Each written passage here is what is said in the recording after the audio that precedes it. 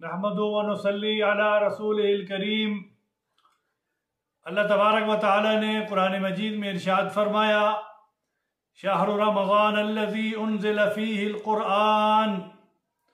اللہ تبارک و تعالی نے قرآن مجید کو رمضان المبارک کے اندر اتارا، اور اتارا بھی حضور اکرم صلی اللہ علیہ وسلم کے قلب اطہر پر، علی قلبک لتکون من المنذرین، بلسان عربی مبین، عربی زبان کے اندر اتارا۔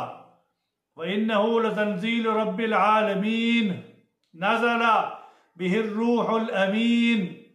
اتارنے والے جبرائیل امین ہیں، حضور اکرم صلی اللہ علیہ وسلم کے سینہ اطہر پر، قلب اطہر پر قرآن مجید کو اتارا گیا۔ اسی لیے قرآن مجید کی نسبت رمضان کے ساتھ خاص نسبت ہے کہ رمضان مبارک کے اندر ہم قرآن کی تلاوت کو بڑھا دیں، زیادہ کر دیں۔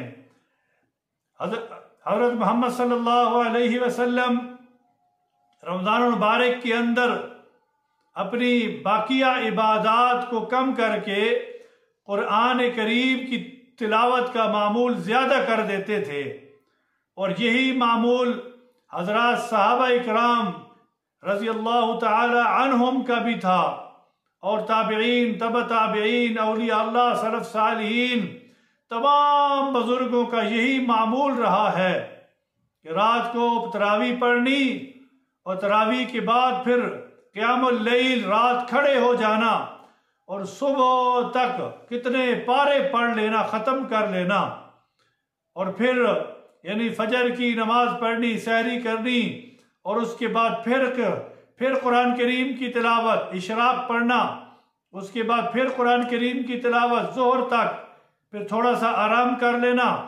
یہ ہمارے اولیاء اللہ سلف صالحین کا معمول رہا ہے۔ قرآن کے ساتھ خاص نسبت ہے رمضان کی، اس لیے اللہ تبارک و تعالی نے رمضان کی نسبت قرآن شریف کے ساتھ کی ہے۔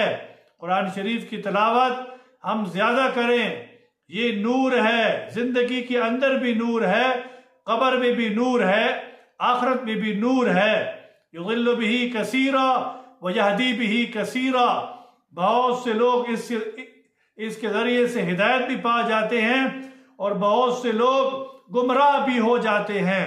اللہ ہم سب کو سیدھے راستے پہ چلنے کی توفیق عطا فرمائے، قرآن پاک کو سمجھنے کی توفیق عطا فرمائے۔